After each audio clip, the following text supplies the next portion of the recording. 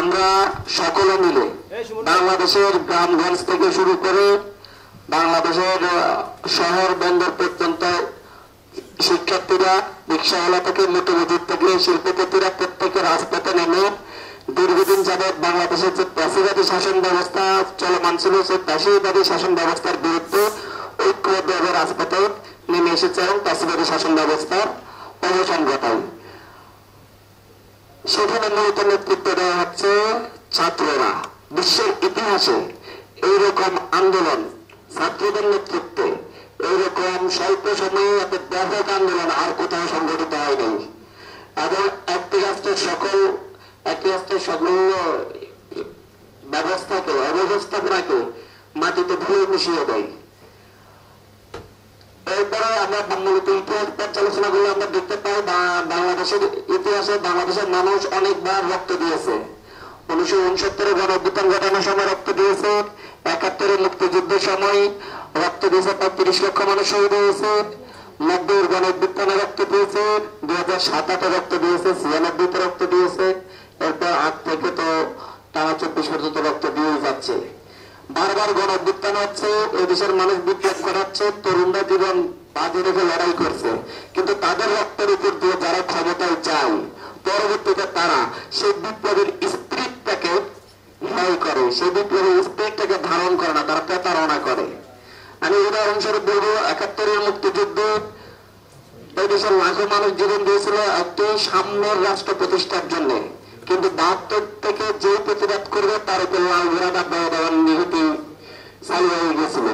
74 75 এসে আবার বাকশাল কায়েম করে এদেশের মানুষের সকল রাজনৈতিক অধিকার কেড়ে নেওয়া হয়েছিল। দেশকে দুর্নীতিগ্রস্ত করে এই দেশে দুর্ভিক্ষ এনে প্রায় 10 লক্ষ মানুষ না খেয়ে মারা গিয়েছিল। এটা ছিল আমাদের মুক্তিযুদ্ধ পরবর্তী ইতিহাস। কলকাতায় একজন অর্থনীতিবিদ আমাদের 74 দুর্ভিক্ষ নিয়ে উনি গবেষণা করেন, নোবেল বিজয়ী অমর্ত্য সেন নোবেল লাভ করেন। সেখানে তিনি প্রমাণ করেন যে বাংলাদেশে কোনো খাদ্যাভাবে দুর্ভিক্ষ হয়নি, কিন্তু এই দেশ থেকে খাদ্য ভারতে পাচার হওয়ার কারণে দুর্ভিক্ষ হয়েছিল 1974 সালের। এরপরে এসেছে 90 গণ অভ্যুত্থানে দেশের মানুষ জীবন দেওয়ার পরে 3 জোটের রূপরেখার উপর ভিত্তি করে দেশের মানুষ রাজনৈতিক দলগুলোর উপর বিশ্বাস করে ছাত্ররাও রাজপথে নেমে এসেছিল, দেশের মানুষ জীবন দিয়ে স্বৈরাচার এরশাদের পতন ঘটায়। কিন্তু 91 থেকে 94 চেতনা যেতে 96 সালে আবার ভোটাধিকারের জন্য দেশের মানুষকে রক্ত দিতে হয়েছিল। তারপরে আবার 96 থেকে আবার 2006 সালে এসে আবার রক্ত দিতে হয়েছিল। দেখা যাচ্ছে আমরা যখন একটা বিপ্লব সাধন করি তখন বিপ্লব করার সময় সবাই ঐক্যবদ্ধ থাকি।